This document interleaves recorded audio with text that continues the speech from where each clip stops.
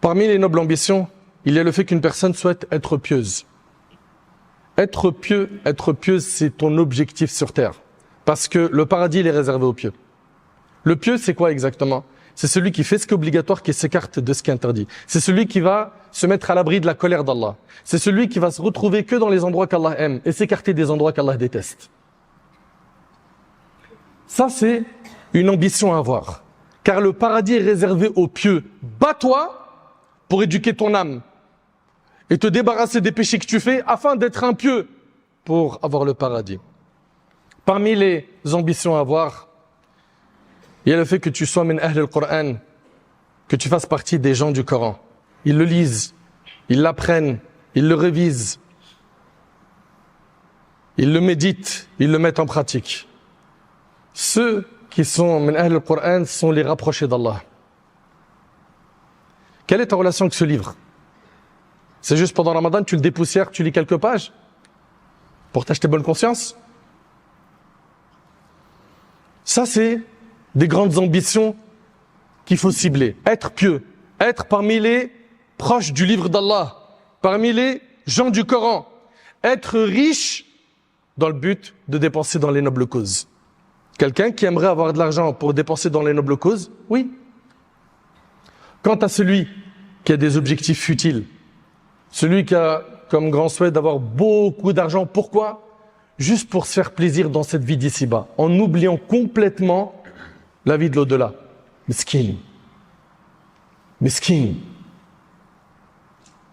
Ou bien, cette personne qui a comme plus grand souhait d'être célèbre, connu, même au prix de sa dignité, de son intégrité.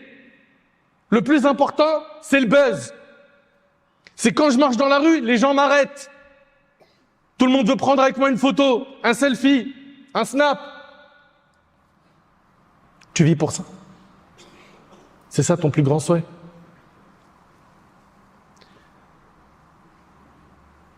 Souvent, ces personnes-là qui ont pris une mauvaise direction et qui ont des ambitions qui vont à l'encontre de notre religion, souvent ces gens-là ont été induits en erreur par les mauvaises fréquentations. Les mauvaises fréquentations. Et le prophète sallallahu alayhi wa sallam a dit, l'homme a la religion de son ami intime, que chacun d'entre vous fasse donc attention à qui il prend comme ami intime, rapporté par l'imam at-Tirmidhi. Parmi les nobles aspirations et le souci pour lequel l'homme est récompensé, il y a le souhait de voir la Ummah dans une meilleure situation. Avoir ce souhait, c'est noble et ça émane d'un cœur vivant. Quelqu'un qui a compris que toute la Ummah représente un seul corps, comme a dit le prophète, ou comme un édifice dont toutes les parties se soutiennent les unes les autres. Le croyant possède un cœur vivant qui se préoccupe du sort de ses frères et sœurs en Allah.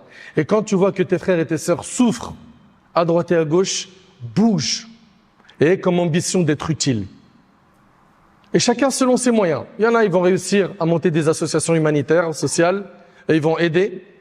D'autres, c'est des bons cerveaux, ils utilisent bien les réseaux sociaux, Internet.